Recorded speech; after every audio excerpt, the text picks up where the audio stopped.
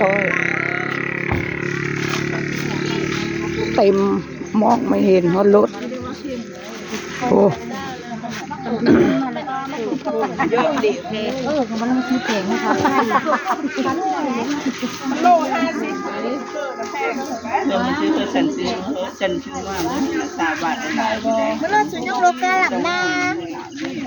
ยินดีหรือถ้าลงพร้อมดีนะหน่อยบ้านลงแล้วเนี่ยเดี๋ยวเราถึงแป๊ลงไปเลยกระดังเลยกระดังคนเดิมนี่แหละกระดังคนเดิมมีค่อยนะค่อยเนี่ยรู้เลยยังก่อนให้ทานเนี่ยมีรู้ว่าเช้าป้าวันเสาร์บอกเช้าวันอาทิตย์21 ถึงเห็นไหมถ้าโยกกันไปต้อมแต่ถ้าต้องเอาเสาร์อาทิตย์ไม่เสาร์อาทิตย์ก็ยากเสาร์อาทิตย์ก็จ้างไปจ้างเพื่อไปก็จะไม่ได้เป็นยังไงจับยังไงน้อยเก่งมันใหม่กันไม่ได้เสาร์อาทิตย์หน้าละมานี่ละเราไปโอ้ยมันมีแดนฟอนญาติแล้วมันมีหลายคนโยกไปโยกมาลงน้ำเบรนี่ดาวมันคุณจะหาโยกก็ลงมาคุณจะหาโอ้ยชัดยังไงเดี๋ยวลงทางเขามีก็หลายคนแล้วก็หลายเท่านั้นเนาะเหรอ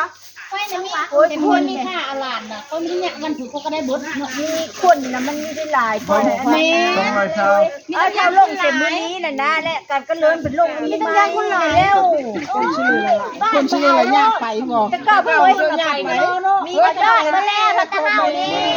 จะก้าวในย่างคนหลายเลย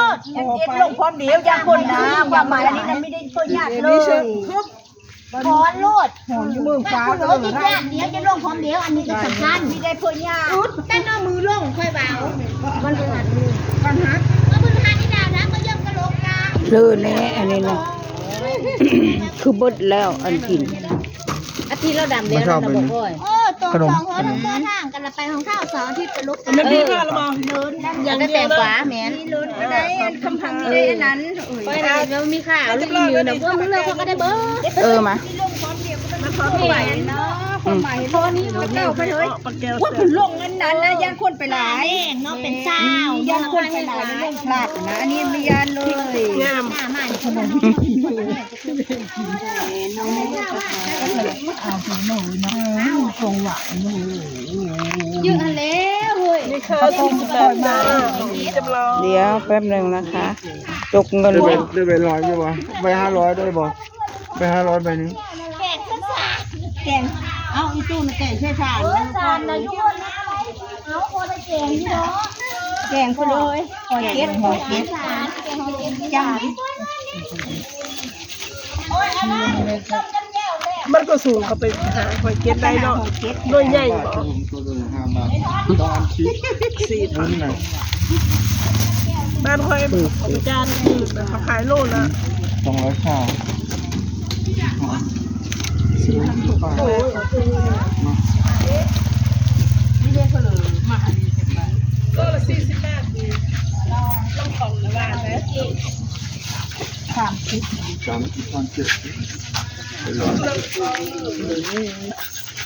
มือละ2 บาทเอาแล้วเพลอเป็นด้วยละ2 บาท50 บาทถุงนั่นน่ะถุงที่เขาซื้อละ50 บาทก็พอเอาอยู่หักคอยบ่มักขี่มันหัดอันนั้นเสร็จแล้วอันนั้นคือมันขี้มันคายก็เหมือนนะขี้แห้งวะขี่มันบ่ค่อยคายคายมันไม่จะอ่านมันมีได้เอามาขายไอ้ย้อมเอามาชื่อคนเรื่องบมันน่ะย้อมโทมามันที่เอามาแต่พุละเตางอยมั้งน้องอาซับมันที่เอามาแต่ตลาดบ้านกกตูมเนาะ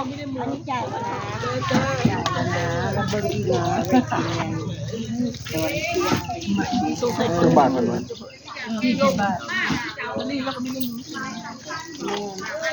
เดี๋ยวจะไปถามหมอตูแห้งบ้านนี่บ่พุ่นนะบ่มีแห้งก็มีแห้งกระโดดแต่ว่ามันเรื่อยๆเนาะมาเมนูไม่ถามมาจากบ้านเพลอนั่นนะเฮ้ย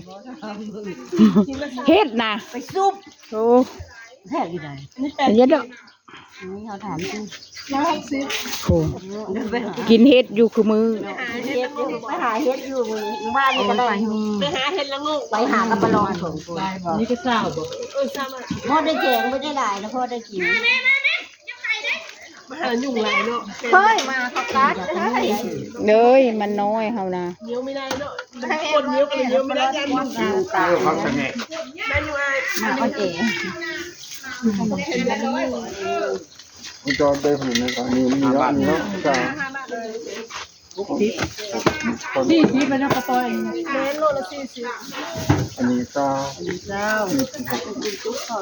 เอาไปสร้างได้ไปนะ ไปลงไปวัดเดี๋ยวจะไปเนาะตาข้าวปีก่อนเขาขายเลย จัก ขายหอยเจ็บโง่มันว่ากินใจว่าอันสีก่ายมันห้าบางคนมีถึงห้า จำมันกินตัวที่เถอะเลือคือลายแท้น่ะอย่าว่าได้เอาเฮ็ดอันนั้นน่ะเลือนั่นชื่อระเบาขนม แล้วก็มาทำโก้แล้วก็แล้วมันคือยังไปกิน กินข้าวพุ่นแล้วจังไป ไปเพื่อไปหาเฮ็ดบ่ เอามาเพื่อเดี๋ยวชองชำอัน บ่ไปหาเฮ็ดบ่ โอ้ยังบ่ได้ไปแล้วพี่คิดอย่าง จะไปที่เลือใส่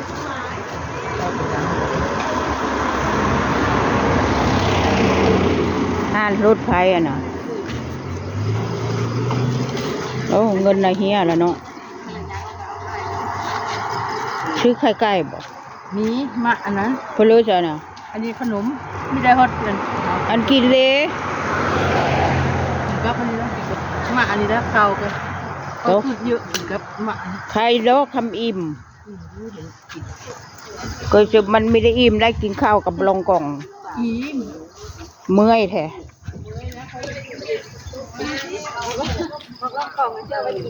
เอ้ยจะกินข้าวบักลองกล่องเสร็จทุก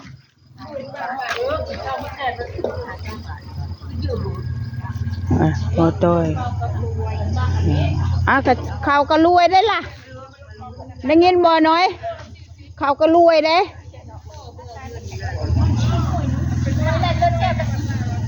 เอ้ยแม่ความเท้า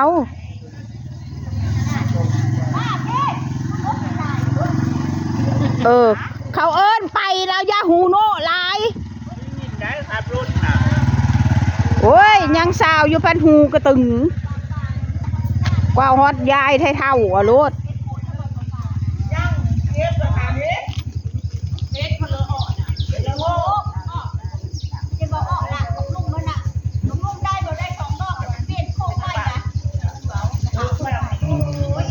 ขอจบคลิปแค่นี้นะคะอย่าลืมกดไลค์กดแชร์ค่ะขอบคุณค่ะ